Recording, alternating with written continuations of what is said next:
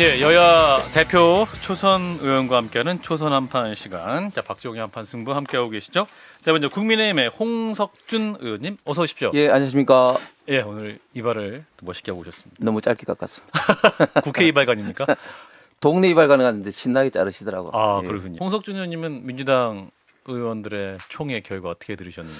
예, 상당히 그 예상보다는 좀 싱겁게 끝난 것 같습니다. 사실은 싱겁게 끝났습니까? 예, 뭐 굉장히 좀 설랑설레가 좀 많을 줄 알았는데 아, 경론이 오가고. 예, 나중에 이제 알고 보니까 가장 어떻게 보면은 이재명 그 당 대표에게. 대표가 이제 그 빨리 이제 사퇴를 하고 이제 개인적으로 사법 대응을 좀 해라고 이제 주장을 해왔던 분 중에 서른 의원부터 예. 먼저 이제 이번에는 부결시키자 뭐 이렇게 식으로 이제 했기 때문에 생각보다는 조금 싱겁게 끝난 것 같은데 결국은 민주당 입장에서 이렇게 이제 당론 채택을 하지 않은 것은 두 가지 측면인 것 같습니다. 첫 번째는 그만큼 이제 의원들이 이제 좀 자신 있다. 반란표가 생각보다 부결에? 나오지 않을 것이다. 이런 생각하고 또 두 번째는 당론으로 했다가 어떤 그 민주당의 어떤 방탄 정당이라는 그런 어떤 그 이미지를 피하자 뭐 이런 어떤 목적으로 결국은 당론 채택을 하지 않고 개인에게 맡은 것 같은데 어쨌든 뭐 민당 입장에서는 사실은 많이 곤혹스러울 겁니다. 사실 뭐 이번에 어떤 그 체포 동의안에 사실은 이런 어떤 채택 여부보다는 예. 그 이후에 국민들이 민당을 바라보는 어떤 이미지가 굉장히 좀 걱정스러울 거기 때문에 체포 동의안 어떤 문제보다는 그런 문제 때문에 더 의원들이 많이 좀 복잡할 거라고 생각합니다. 홍석준 의원님은 어떻게 해석하세요? 예, 타당 입장에서. 원래 타당이 더 정확하게 봅니다. 타당에 더 많은 정보가 들어와요. 아, 사실은 일단 막 흘려 저 타닥으로 막 흘려. 네, 김한규 의원이 이야기를 하신 회기가 끝나면 받겠다 이건 완전히 이야기가 아닌 게 지금 예. 민주당에서 3월 지금 또 이제 회기 협상을 해오는데 임시국회. 예. 임시국회를 3월 1일부터 하자고 지금 예. 제안하고 있어요. 예. 3월 1일부터. 아하.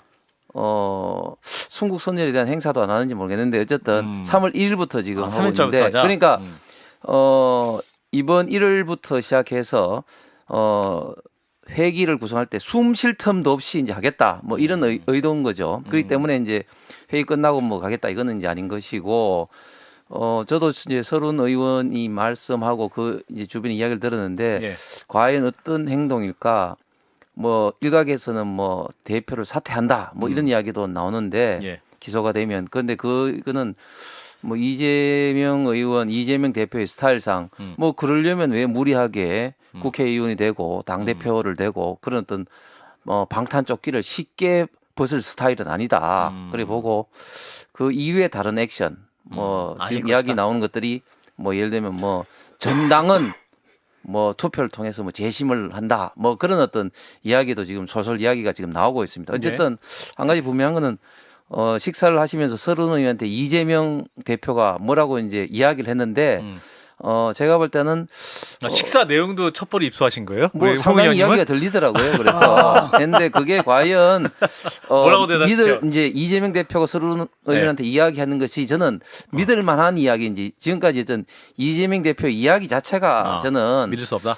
뭐 지금 불체포 특권 얼마 전에 뭐 폐지를 이야기했다가 지금 뭐 완전 입장이 달라지지 바뀌시니까. 않습니까? 그러니까 저는 별로 신뢰할 수 없는 이야기라고 생각합니다. 사퇴하겠다라고 말씀하셨나 보죠. 사퇴하겠다는 말을 했다는 지라시를 보신 겁니까? 들으신 겁니까? 그걸까지는 아닌데 어쨌든 뭐 큰 뭘 하겠다는 이야기는 했던 것 그거 같습니다. 말고 뭐 없지 않을까요? 홍 의원님은 예, 뭐 김한규 의원께서 정확히 말씀하셨는데 지금 영장 청구서에 사실은 모든 어떤 증거라든지 이런 것을 제시하면은 상대방 그 피의자 피고인의 전략. 어떤 전략상 당연히 이제 하지 않는 것이고요.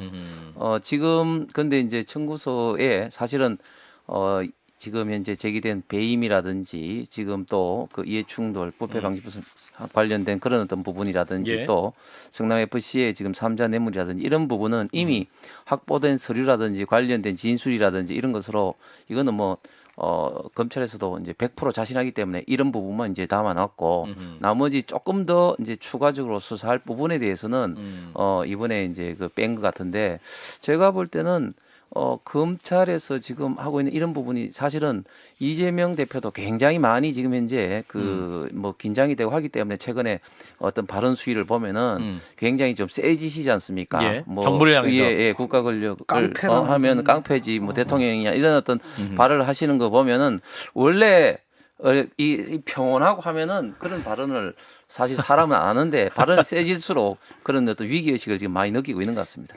홍 의원님 근데 그 사실은 새로운 사실이 사실은 뭐 굳이 뭐 없더라도 공소장에 있는 어떤 내용을 가지고 그리고 지금 검찰이 그 제시하지 않은 증거만 가지고도 제가 볼 때는 지금 현재 배임이라든지 이충돌이라든지 제3자 뇌물죄는 충분하다 보는 게 사실은 지금 배임만 하더라도 이제 나중에 이제 횡령 내지는 또 뇌물하고 이게 관련성 이런 어떤 부분은 지금 검찰이 추가적으로 더 지금 들어올 거기 때문에 그런데 예. 사실은 지금 민주당에서 이게 뭐 액수라든지 뭐 이런 걸 가지고 자꾸 이야기하는데 사실 액수는 뭐 기회가 있으면 다시 말씀드리겠습니다만은 이미 가장 핵심적인 배임 사유 즉 초과 이익 환수 조항을 빼는 거라든지 또 지금 대장동 일당이 그 토지 매매에서 한 4천억 그리고 아파트 분양에서 한 4천 8천억 정도 수익을 얻었는데 최근에 나온 또 자료에 따르면은 그 유동규를 볼 때 성남 도경에서 아파트도 성남 도경에 참여하자 이렇게 해야 되는데 당연히 그것도 참여하지 말라고 그 또 이재명 당시 성남시장이 그거를 말렸다는 거는 이미 서류상으로 확인된 거죠. 일단 그것만 하더라도 사실 저는 배임에서 지금 벗어날 수 없다. 그리고 뭐 이해 충돌이라든지 또 3자 뇌물죄 역시 여기서 벗어날 수 없다고 생각합니다. 알겠습니다. 당협위원장 90% 지역위원들이 김기현 의원 쪽으로 섰다 이렇게 또 말씀하셨는데 홍 의원이 맞습니까?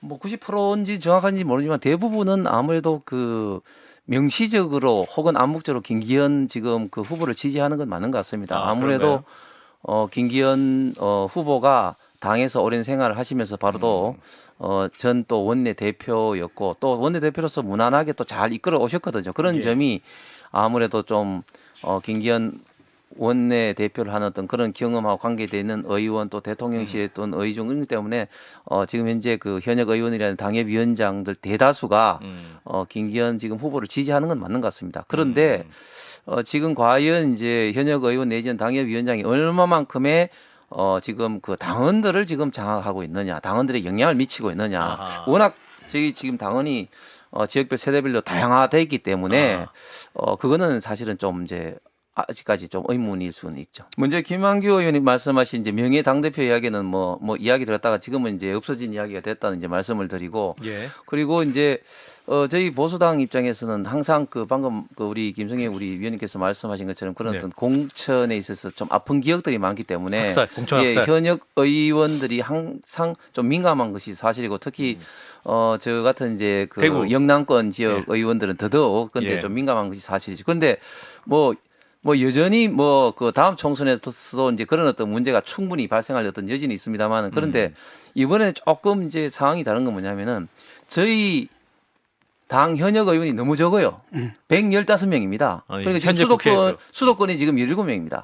그러면 뭐냐면은 갈 자리가 많다는 거죠. 쉽게 말해서. 그래서 무슨 말인가 하면 당협위원장 갈 자리가 자리가 사실은 없어야지 주어진 자리를 가지고 치열하게 경쟁하는데 일단은 굉장히 자리가 많은 거예요. 갈 자리가 차고 넘치는 거예요. 그렇기 때문에 일단은 근데 호남 갈 수는 없잖아요. 네? 호남으로 막 갈 수는 없잖아요. 상대적으로 좀 적겠죠. 그래서 그 교통 정리가 어느 때보다 굉장히 좀 편하게 될 가능성이 많다. 이렇게 좀 말씀을 드리고 싶습니다.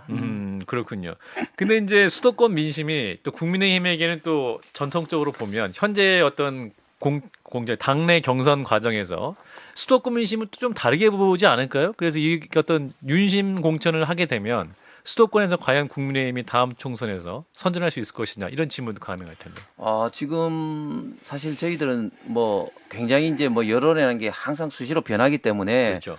앞으로 뭐 총선까지 뭐 1년 이상 남은 시점에 사실 예단하기는 쉽지 않습니다만 그러나 어떤 시기보다도 지금 수도권의 지금 분위기는 굉장히 지금 좋은 것 같습니다. 지금 국민의힘에게 전반적으로 물론 이게 뭐 계속 간다는 보장도 없고 하지만 그러나 지금 이런 어떤 상황 특히 지금 이재명 당대표 어떤 리스크라든지 이런 것들이 지금 단기간에 해소될 사항은 아니기 때문에 그래서 지금 굉장히 많은 분들이 지금 수도권에 오히려 관심을 많이 표하고 있는 걸로 알고 있습니다. 자, 이번 또 이제 당대표 국민의힘 선거에서 토론에서 가장 큰 이슈된 거 오늘 밤에도 이슈가 될 텐데 김기현 후보의 부동산 땅 투기 의혹 황교안 후보는 계속 나오죠. 사퇴하세요. 사퇴하세요. 이 말씀만 계속 하시겠네요. 자, 그 논란은 어떻게 보고 계세요?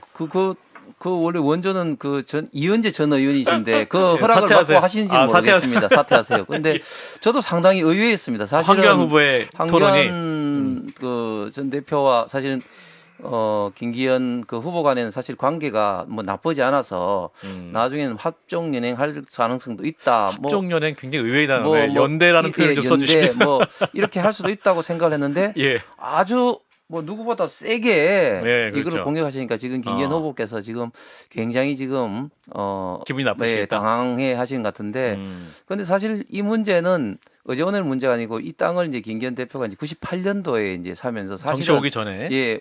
변호사 시절에 예. 그래서 울산 시장 선거 때도 그렇고 또 민주당 의원들도 이 문제를 계속 제기를 뭐 해왔죠. 하셔가지고 이 문제에 대해서 계속 그 김기현 대표가 이제 무고 내지는 이런 것으로 이제 고소를 하면서 대응을 한 어떤 그런 좀 이슈여서 사실은 지금 당 대표 이 경선에는 사실은 제가 볼 때는 영향은 극히 좀 미미할 거라 봅니다. 그런데 이제 앞으로 김기현 후보한테는 계속적으로 좀 뭐 부담으로는 뭐 남을 어떤 그런 어떤 이슈 같은데 어쨌든 황교안 전 대표가 계속 이 문제를 강하게 좀 주장한 것이 처음에 상당히 좀 의외였습니다. 의외였다. 지지층이 겹쳐서 그래요. 그게. 홍 의원님, 그러니까 지난주에 그 손수조 대변인, 예, 그러니까 예. 안철수 후보 측 손수조 대변인 나와가지고 예. 이게 당 전체 위기가 될 수 있다. 나중에 총선 가면 이런 예. 또 문제 의식까지 있더군요. 홍 의원님 어떻게 보세요?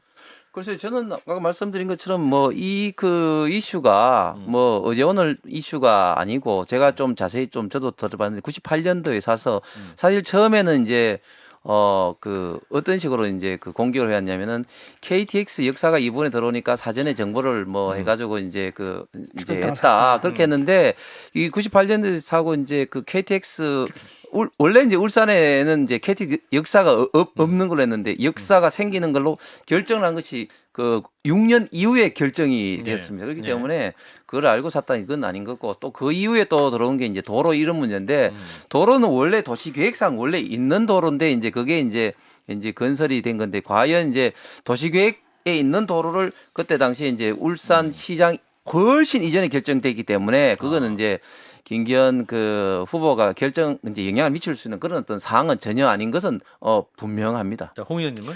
예, 저는 이제 민주당이 어떻게 보면은 뭐 그게 또 민주당의 장점일 수도 있지만 참 문제점이 특정 어떤 아젠다 내지는 프레임을 딱 걸어놓으면 사실은 거기에서 벗어나지를 못하는 것 같아요. 지금 대표적인 프레임이 어떤 무속이라든지 또 뭐 이렇게 있지만 김건희 사 처음부터 윤석열 대통령이 되기 이전부터 김건희를 악마화하는 자꾸 프레임으로 줄리부터 계속 해왔지 않습니까? 예. 그런데 그렇게 프레임을 그런 것에 대해서 잘못으로 드러난 것에 대해서 사과 한마디도 없는데 사실 이 문제만 하더라도 조사를 하지 않았다 하는데 서면 조사는 했다. 서면 조사는 했지요. 그 한동훈 장관이 했지만 잘하신 것처럼 서면 조사 대상이 뭡니까?